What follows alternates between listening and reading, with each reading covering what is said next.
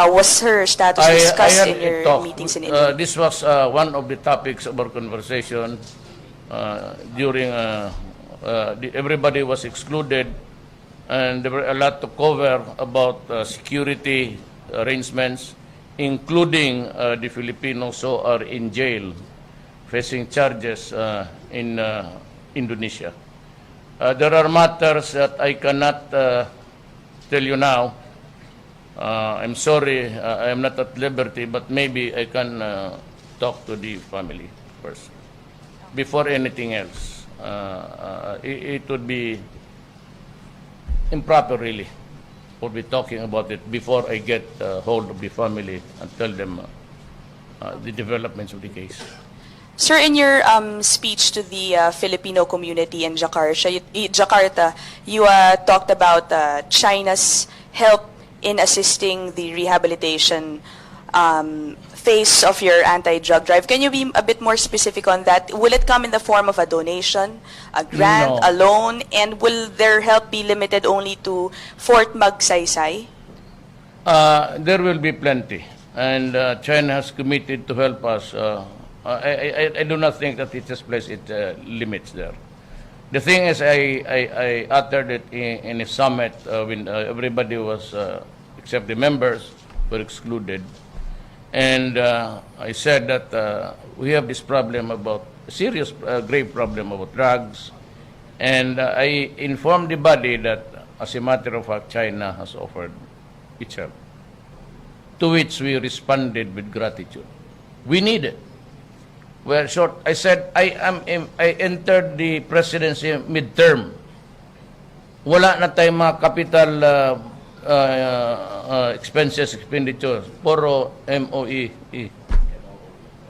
Mga MOE. Mga ano na lang, sweldo ganon. So, this budget that I'm operating now was prepared the other year. So, it is implemented this year. No one ever expected about the hugeness of the problem of drugs. I thought all the while that I was controlling drugs in the city of Davao fairly well. But sometimes with, the drawbacks of being, you blurt some threats and intimidation, but I think it's legal and necessary. It is never wrong. I repeat, it is never wrong to threaten criminals. Whatever is the end game of a particular incident or an event, it does not really matter. It is perfectly all right. As far as I'm concerned, as your president and a lawyer, that I have every right to threaten criminals.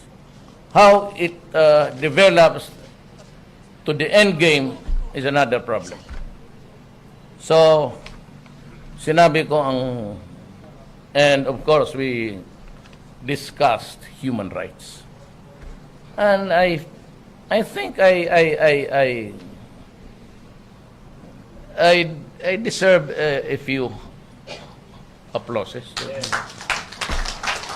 That you are not there, I am not at liberty, and I do not want to pick a fight with any nation now. That is farthest from my mind. I only want to be at peace with everybody, doing business with everybody, and no quarrels with anybody. Yes. Sir, last from me, speaking of peace, can you share with us maybe your brief chat with UN Secretary General Ban Ki-moon? We understand you were able to meet him for a while. Yes, but just about, but he was seated beside me, and he had a long. I said since everybody was excluded, it means to say that it is not for public consumption. But he did mention about human rights, and I responded fairly well, and addressed myself to the body, and I said, maybe I am not the person that would pull his own chair, but I said. You can congratulate me a little bit, but not that much. The most important I think that the message I sent to everybody was in this prepared speech.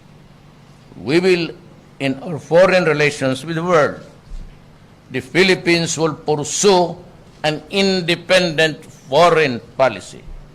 We will observe, and I must insist, I repeat, I must insist on the time-honored principles of sovereign equality, non-interference, and commitment to peaceful settlements of disputes to best serve our people and to protect the interests of the country. I think that was the most telling words that I could have uttered in any international gathering.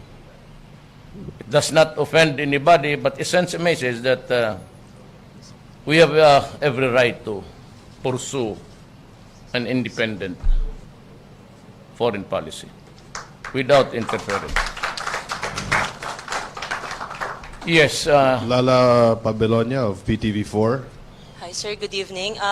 Sir, how was your meeting with Russian Prime Minister Vladimir Putin? And second question is, what's the status now of the maritime dispute between China and the Philippines?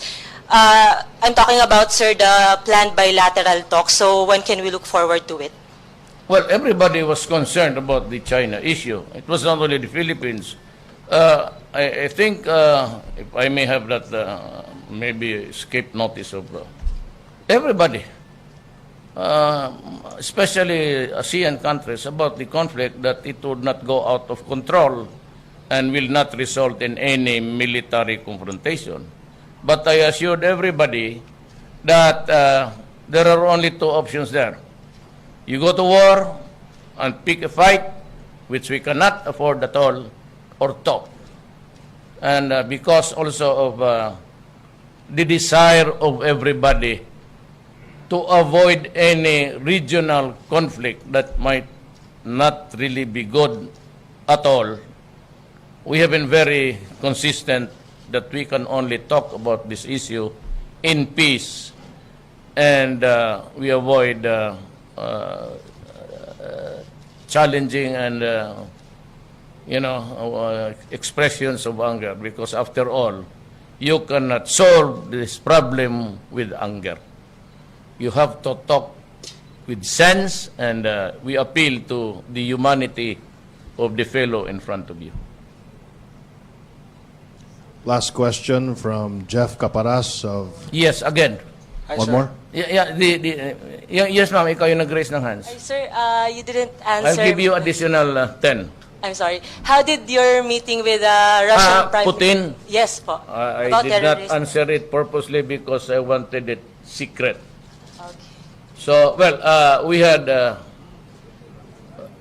talk with my contingent, and okay, that's one. I mean, we had the talk because there were fellows in front of me, but when the talk got serious, I said, could everybody, including the security, get out of the room? I want to talk to my friend, Medvedev. Kaibigan na pala kami. So, sabi ko, sige, chika-chika tayo. So, what's up? Ano ganito yan, Rod? Tapos, ganyan. Hanggang dito, tapos ganon dito tayo. Sabi ko, okay ka, Andre? I enjoyed every minute of our talk. The things that we shared with each other, there's nothing to do with alliances, military, or confrontation. We just wanted to have business relations, economics. You know, war is no longer the vogue of the moment. It's not the practice anymore. We should avoid war. We should avoid conflicts. I am a peaceful man now after the ASEAN. I am not into rest in peace, but I am quite comfortable with the situation now after talking to everybody. One more question from Lala. Yes, ma'am. Let's give everybody a chance. So, Total, sir, papunta rito, natulog ba rin kami? Kayo. I could hear the snoring of Ayaw kong sabihin. Yes, ma'am. May I help you? Sir, I'm sorry, another question regarding Mary Jane Veloso. Did President Joko Widodo show kahit a little bit of willingness lang na i-consider na wag na i-execute si Mary Jane Veloso? Well, I said there are things which I cannot divulge now because it will not be in keeping with good manners and right conduct. Let me talk to the family first. Kasi mat-telegraph mo na, if I say something here, I'll be telegraphing my message. Whether it is really good or bad, you have to consider the feelings of the family first. All right, thank you, sir. Jeff Caparas, TV5. Hi, sir. Welcome back, sir. Sir, I think it's safe to assume now na hindi po kayo galit sa amin after what happened before po kayo umalis. But for the record, sir, galit po ba kayo sa amin, sir? Galit after sa kanino? Sa amin, sir, sa media. Because on what happened sa remarks. And for the record din, sir, do you Sabi think... ko nga, tanggalin niyo yung escalator, palakarin ninyo doon sa likod. Sila lahat. Karga-karga nila yun. Of course, I am not at liberty to be angry at anybody. It is your sworn duty to ask questions. It is also my obligation to the people for the money spent of this trip and for all of the things that would cost the Filipino.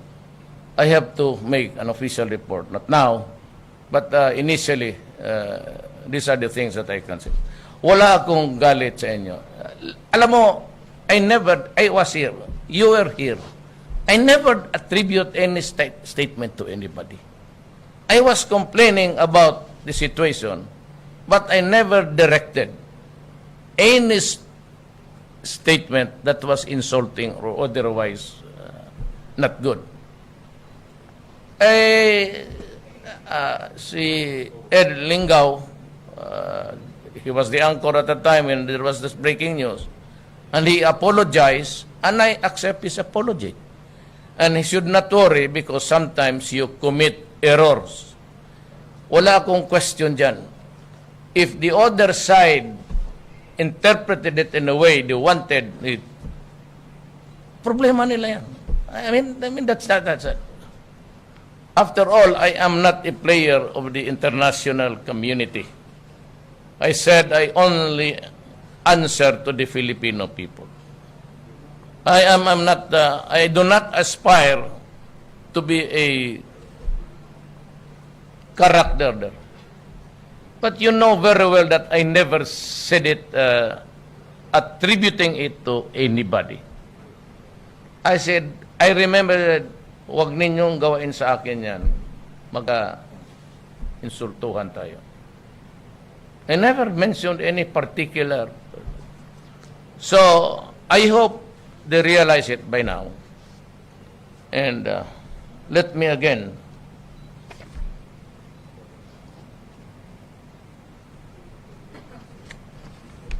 in our relations to the world, this would be the third time, the Philippines will pursue an independent foreign policy.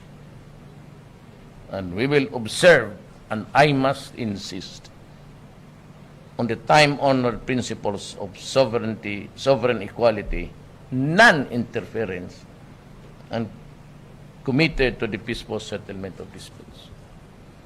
I do not answer, maybe to the press, for information.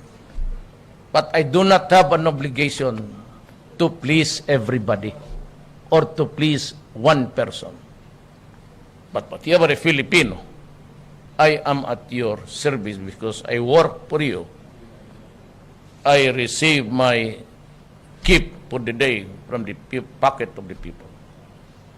Para kung sabihin mo na I have this, I have to explain. And that is why it went well. Nauna ako.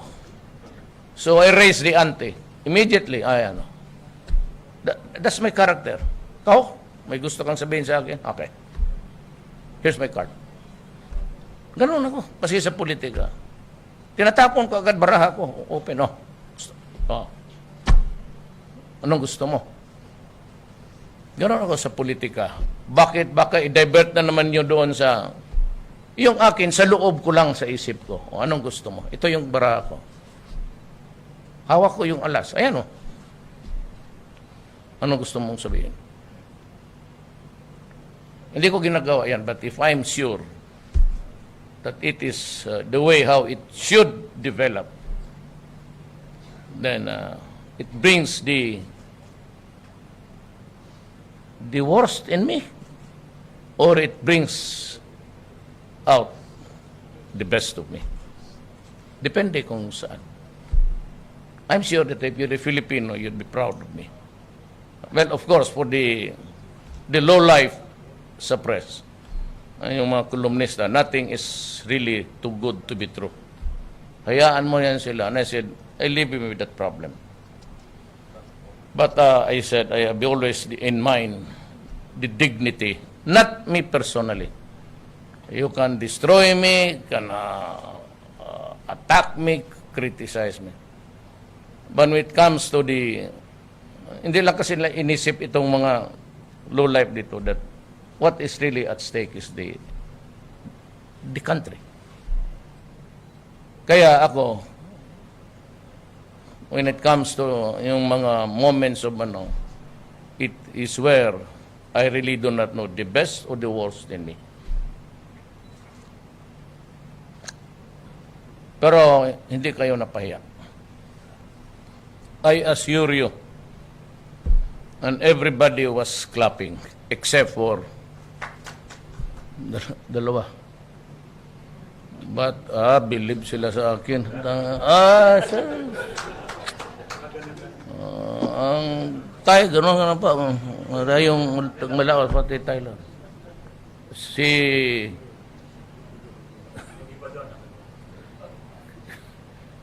Si President Widur, and it's indecent. Yeah. Shaking with joy that I decided to just talk with sense and the truth. Yes. Last question. Sir, sino po yung dalawa, sir? To be clear. Na ganon? Hindi po malakpak, sir. Nakalimutan ko. Let me recall the seating arrangement.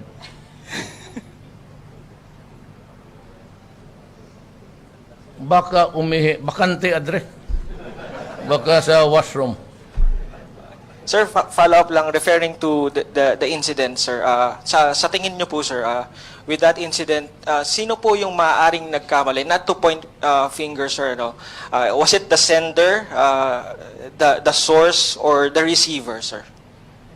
You know, people commit mistakes. Some with malice, some without malice. If it's just a mere shortfall of talent, hayaan mo na. But I appreciate the apology of Ed Lingaw.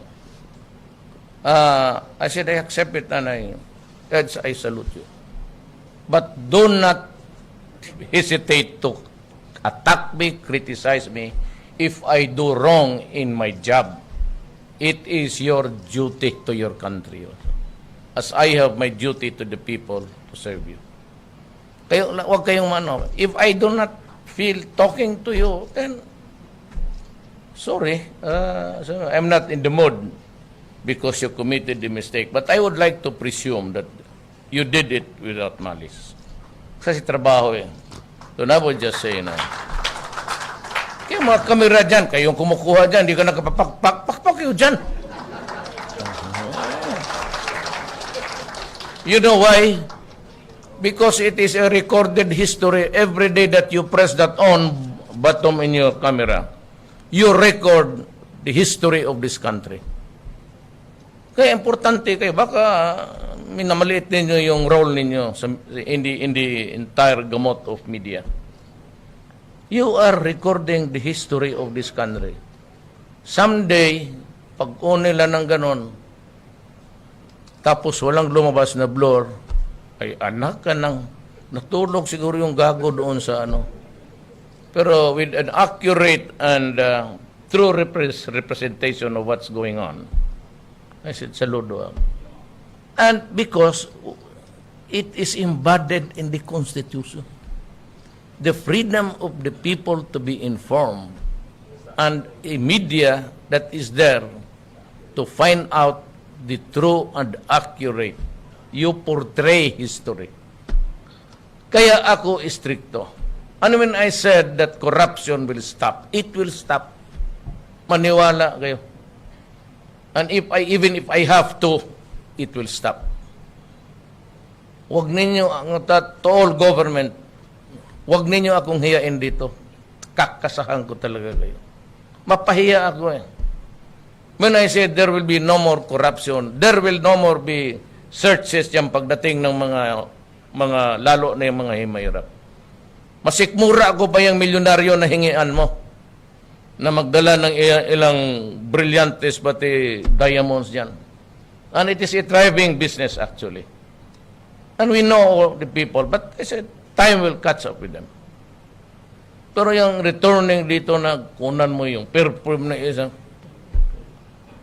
mag-hold up ka na lang ng milyonaryo. Ako ang bigay ng baril sa iyo. Pero pagkatapos, barilin rin kita. Kasi hold upper ka eh. Totoo, wag ninyong galawin ang maliit na tao. Kasi sila yung nangailangan ng gobyerno. For the rich and famous and for the oligarchy, they don't need a president at all. They don't need the Secretary of Justice there. They can buy it. They don't need Lorenzana to do his job. If there's trouble here, they can always fly out. Tayo din dito na maiwan. Kayo. Kasi kung may pera tayo, hindi tayo nakikita dito ngayon. You're there in your comfortable what? In your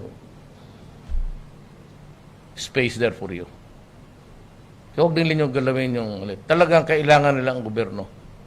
Yung, let me warn again, you guys in the business sector, I do not want to quarrel with you. I will protect you. I said, there will no more be shakedowns in the customs and in the BIR. I'm warning you again. But with all the protection that this government is giving you, you continue with the contractualization, magka-diferensya talaga tayo. And one day, I might just decide to go to you and close your store there and say, you're a... Ilang beses na yan. Huwag ninyong abusuhin ang tao kasi ang Pilipino matagal na talagang you go to LTO, he has to shell out money. You get a copy of his birth certificate, hingi ano. This will stop and maybe I will have cameras for yung mga incorrigibles, the intransigence of the office, I'll place cameras there. Like a Gestapo. And it's perfectly all right for me. Why? This is government. This is not a private enterprise. There's no such thing as violation of privacy there. It's only when you enter the comfort room that maybe there's that limitation. Kung sa gobyerno ka, it must be open. Lalo na yung sa airport, customs, quarantine, immigration. You know, I'm planning to put an extension office of the lahat. National government. I plan to put it in Basilan or Holo. Be my guest. I would only be too happy to assign you there. Magkahiyaan kasi tayo. Mapapahiya ako. I promise the people this. And with the... Hindi na sa kung Bisaya pa na makapahuway ang tao sa iyang kalisod. There has been no respite in the hardship of the Filipino. Whatever economic gains, barely enough to improve the situation, it would be okay for me. Kung hanggang dyan lang talaga ang... That's why I tried my very best to look presentable there. Nagbili pa ako ng ready-made na suit. maluwang masyado, kaya nagbili ako ng suspender. Mahulog man. Tapos nagkamali naman ako, pumayat ata ako. So mahulog, sabi ko na, ano, di sila sa ano yan. Suspender na ako. Kasi pag ganun ko, pag lakad ko, hanggang dito na, bili ka ng suspender ron. Komporta yan. Oh. Parang gusto ko na. That's how hindi ako nagpapatahi ng mahal. Yung ready, Indonesian size. Okay na. Lagyan nila ng kurbata. Hindi rin ako magrunong. Ito nang, sir, ako na nakalimutan ko na yung puta na baka maganong ko pa. Si hang yourself. Yes, maybe a few more questions so that nobody is left out here. I do not want to play patsy with anybody. Okay. Hi, sir. I'm Salima Refran of GMA7. Sir, welcome back to Davao. Thank you. But, sir, 1 week na po from the Davao Bakit nalagyan mong bat yung welcome mo? Medyo malungkot kasi, sir, yung tanong ko. I'm so sorry. Pero, yun nga, sir, you've been away, but have you been receiving reports of the investigation, and what do you know so far? Investigation? Investigation, sir, of the Davao blast, of the Rojas Night Market. We're pursuing leads. Too early to be talking about it. I said, do not ask me questions that would telegraph the substance of what I'm trying to say. Okay. It's, as a matter of fact, it's a national security issue. But I said, I guarantee you, there will be a day of reckoning. There will be more because of retaliation, reprisals. But there will be maybe more blast, but there will be a day of reckoning. Bantayan ito. Sir, sorry, this is a personal question. Yes. the Nakaligo past- na ako. What's so personal about it? No, sir. Do I The smell good? other day po, si Mayor Sara Yes. announced that she lost two of the triplets. She said na hindi pa daw po kayo nakakapag-usap. I'm so sorry, sir. Maski nung una pa yan, it took her a long time to be pregnant and, with the medical intervention. When somebody called me, I went to the bathroom and sa labas kasi nasa labi kami. I cried.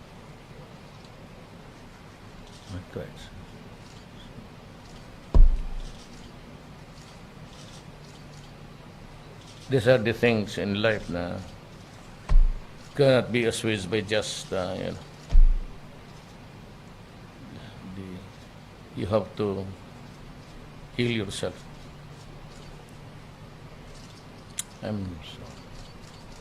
Anyway, thank you for asking. Kasi sabi ko nga, the right of the people to be informed. She's a public, she's an employee of government. I'm a public employee of the national. We're just workers in government. Yes, any more questions? Okay, good evening po, Mr. President. Welcome back. I'm Mark Okay from Bombo Radio Davao. Mr. President, since the Philippines has already accepted the chairmanship for 2017 ASEAN Summit, will Davao City be an ideal venue for the 2017 Leaders Summit, Mr. President? That is a very relative question. It would depend on the security of Davao City. I would have to listen to the military and the police for an accurate assessment. We do not want any bloody thing here, I'm sure. So, but during the, I have stated my case very clearly. We are in a state of lawlessness. I do not need any additional power. If you use the word, pangtakot lang yan. I do not need it. I do not need anything. Except that alam ninyo na there is lawlessness in the country, period. And I will just exercise the powers of the presidency the natural way. Law and order and stricter measures. Now, itong panasabi kong lawlessness, kasi kailangan ko kasi, there will be some checkpoints in the highway.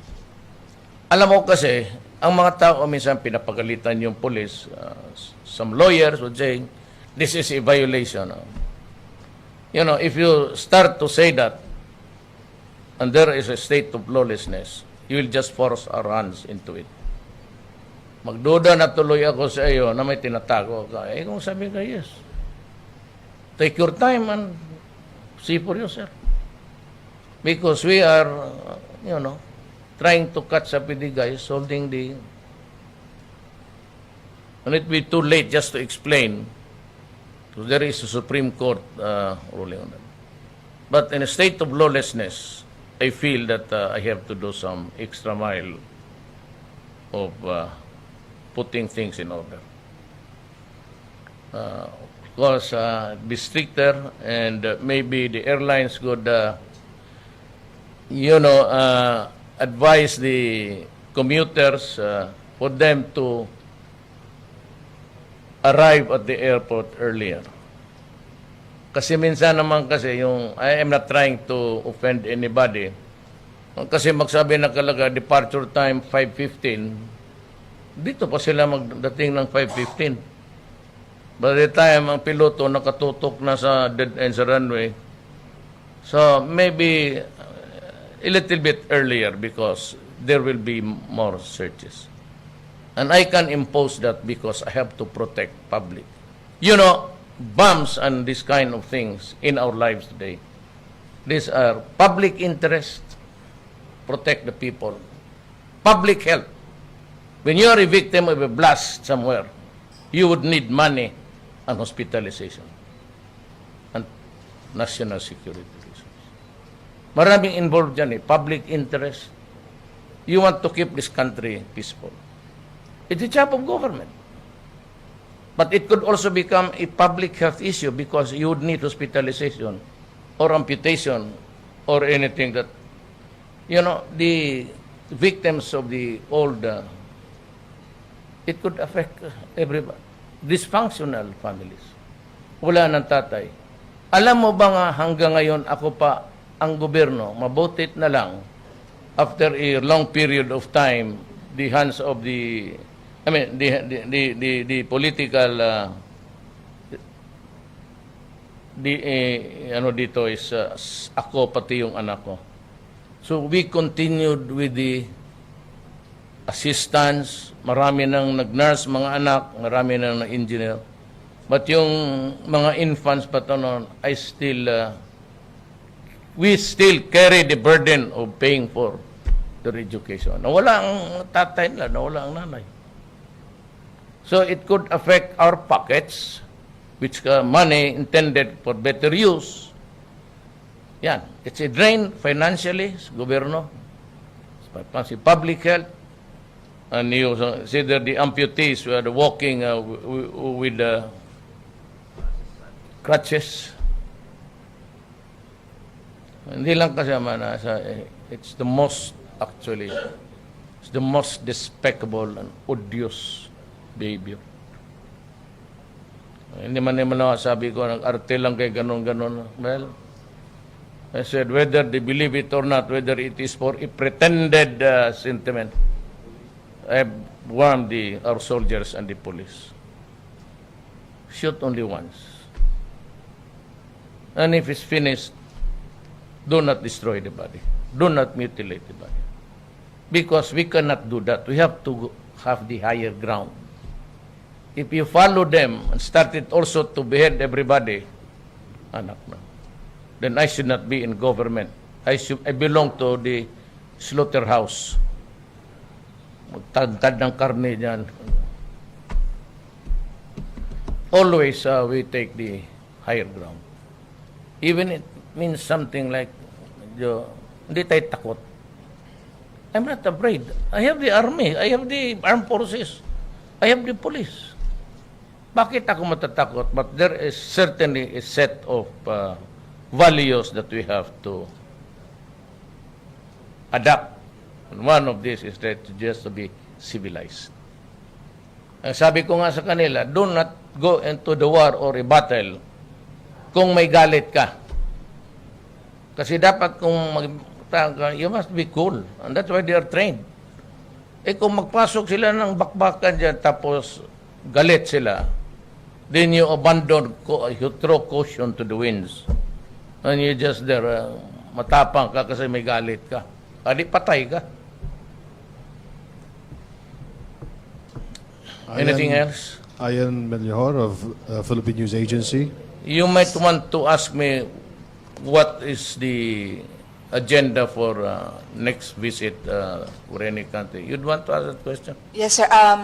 Just on the elaboration of independent foreign policy, which issues or areas, and was there an initial commitment on the common policies, and which areas?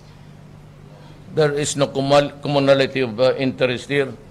It should have, it should cover all aspects of governance and international relations.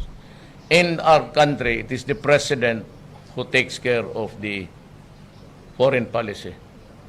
President, it's in the Constitution. Akin talaga yan. And you can be very sure that this power given to me by the Constitution will be used only to promote the best interest of the Republic of the Philippines. Nothing more. So after this, the two-day summit, sir, what will be the prospects of when Philippines hosts the 50th anniversary of ASEAN? Well, I cannot answer your hypothetical question because it would greatly depend on the severity and what's the interest involved. But I said I can only use it, the principle behind it, to promote the best interest. If it is for the best interest of the Filipino people, I will do it. But if it does not result to anything, and maybe to the road to perdition, that's crazy. Last question. From Ruth Dumandan. Hello, Mayor. Welcome home. And I'd like to ask, Mayor, how would you assess your first foreign trip as president? And what's next? Do you receive any invitations? I cannot assess myself before you. It would be self-serving and I would just be pulling my own chair. So let the other, you might want to, if you happen to travel abroad, you might want to ask the guys from Cambodia, Laos, Vietnam, and those who palakpak hardest. Well, after that, but it is not a thing to brag about. It's just saying that I am happy that I was able to do it during my first. These are the things that I can sleep soundly well tonight, thinking. I would sleep on it, thinking that the thought that I have served my country to the best, the way I can. But to end this, I have a saying. But go ahead with the last question. Yes, Mayor. Rockstar ka nga daw eh.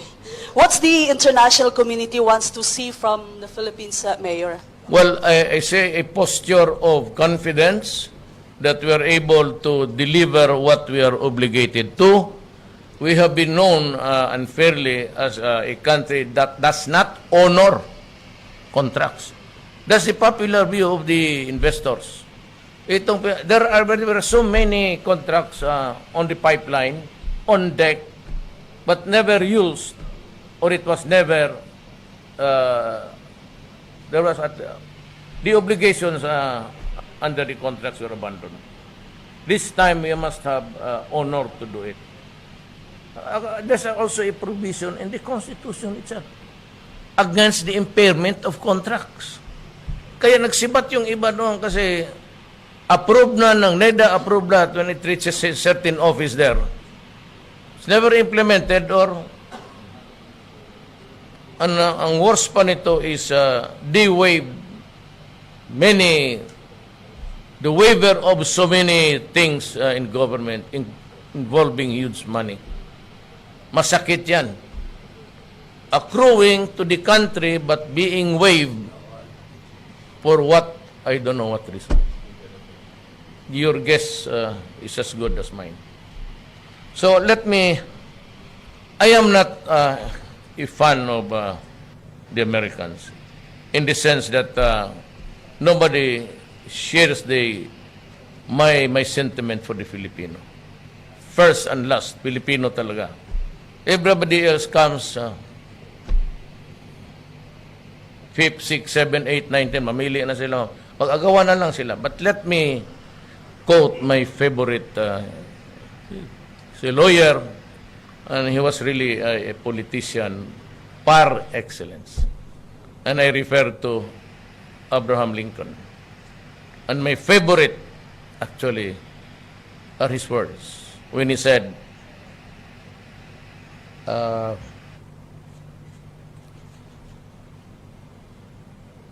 I will do my best, my very best,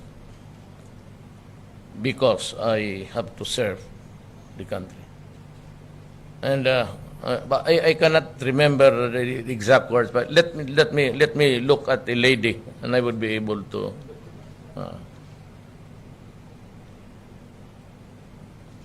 He said, yeah, but the beginning is something like.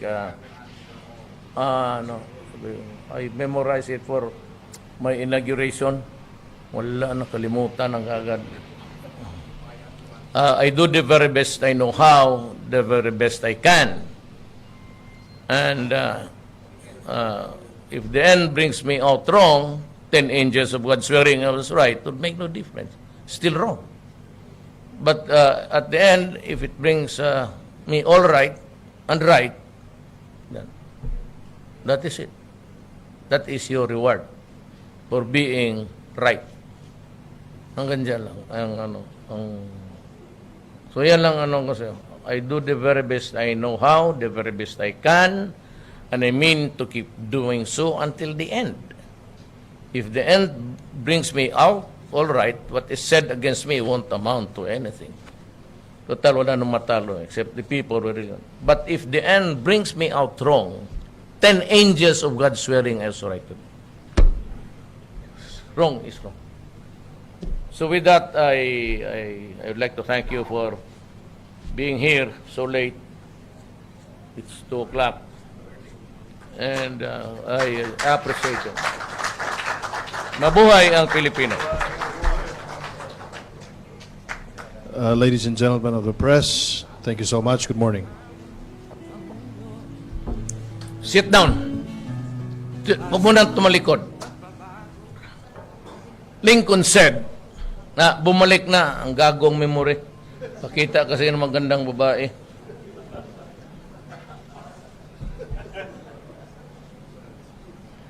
If I were to try to read, much lesser answer all attacks made on me, this presidency, might as well be closed for any other business. I do the very best I know how, the very best I can. If I have to answer all attacks, wala na akong gawin. Sirahan ko na lang yung opisina. If I were to try to read, much less answer all attacks made on me, this shop, the presidency, might as well be closed for any other business except to answer. I do the very best I know how, the very best I can, and I mean to keep doing so until the end. If the end brings me out all right, what is said against me won't amount to anything.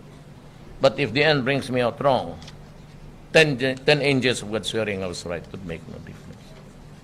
Mali is mali. But if they are wrong in criticizing, you are paid to suffer. That's why you are paid. Now I realize the presidency, well, this is really motivates me to go on. Were it not for my love of country, matagal na ako nagsabi, it's yours. Inyo na. Pagod na ako. Pagod na talaga. But you know, what impels me, motivates me is my love for country and the serious problem of drugs. 3,700,000 is not a joke. So instead of criticizing me or tumulong ka na lang dito and observe protocol. You know, when I was mayor, it's good. I was just an insignificant player in the national life. There are so many cities you can choose where to pick a fight. But as president is only one. And when you are just a, I mean, you're a rapporteur or whatever, an advisor, national security, and you begin to expose statements. That is not good. That is not good. What if you will try to do the same? I said, if this president is... But I said, it will remain a secret unless there's a footage of it. But I saw none at all. But the delegates really were very happy. And I am happy that I said it publicly, though in a very limited crowd. Maraming salamat po.